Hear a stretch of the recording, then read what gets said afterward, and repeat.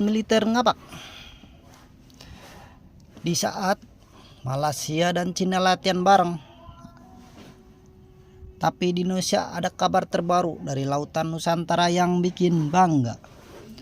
KRI John Lee 358, kapal perang gagah milik TNI Angkatan Laut, resmi berlayar dari dermaga 1028 Sumatera Utara menuju India. Tujuannya untuk mengikuti latihan gabungan Samudra Sakti 25. Latihan ini akan digelar dari tanggal 14 sampai 17 Oktober 2025 dan menjadi bukti nyata kerjasama strategi antara TNI Angkatan Laut Indonesia dan Angkatan Laut India. Kerjasama ini bukan hanya soal latihan perang, tapi juga tentang memperkuat diplomasi dan persahabatan maritim bagi kedua negara di Samudra Hindia.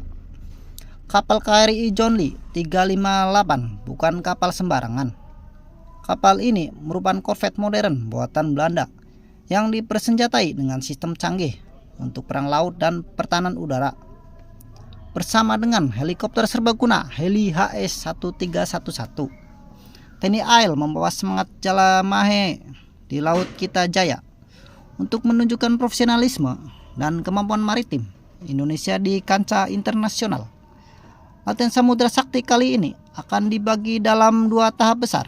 Pertama, Harbor Phase, yaitu fase kegiatan di pelabuhan. Dalam tahap ini, para prajurit dari kedua negara akan melakukan subject matter expert exchange atau pertukaran pengetahuan dan pengalaman antara ahli-ahli maritim. Mereka juga akan berinteraksi, berdiskusi taktik operasi laut, dan menyiapkan rencana bersama sebelum layar. Tahap berikutnya adalah Safe Phase. Inilah bagian paling menegangkan. KRI John Lee, kapal perang India INS Karavati akan melakukan latihan di laut lepas. Mereka akan berlatih manuver taktis, komunikasi tempur, patroli bersama, dan beberapa simulasi operasi laut gabungan. Tujuannya meningkatkan koordinasi dan kesiapsiagaan dalam menghadapi ancaman nyata di laut. Selain menjadi ajang latihan tempur, kegiatan ini juga jadi momen penting mempererat hubungan bilateral antara Indonesia dan India. Kedua negara punya kepentingan besar di Samudra Hindia, jalur strategis perdagangan dunia yang sering jadi arena perebutan pengaruh berbagai kekuatan global. Dengan latihan semacam ini, Indonesia menunjukkan bahwa kita bukan sekedar penonton di kawasan, tapi pemain aktif dalam menjaga stabilitas dan keamanan maritim regional. Dalam kesempatan terpisah, Kepala Staf Angkatan Laut Laksamana TNI Dr. Muhammad Ali menegaskan bahwa latihan ini adalah bentuk nyata komitmen Indonesia untuk memperkuat kerjasama pertahanan internasional. Beliau menekankan, lewat latihan seperti ini, Samudra Sakti, TNI AL terus meningkat kemampuan tempur, memperdalam profesionalisme, dan memperkokoh diplomasi militer dengan negara-negara sahabat.